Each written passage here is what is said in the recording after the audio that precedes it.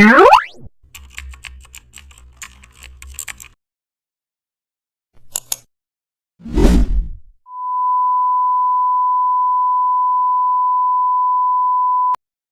back to the channel, and don't forget to like, share and subscribe for more updates. Today we are diving into an exciting tutorial how to create a broken stone statue effect. Overlay a stone texture, clip it into the face, set the blend mode to overlay or soft light, and add cracks, PNG, overchecks and forehead.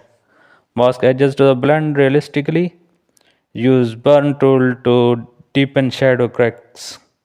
Add soft dust textures for again effect. Apply color lookup, bleach bypass and adjust contrast with curves. Use a brush to paint chipped parts. Blur background slightly for focus and merge or sharpen facial details. Your photo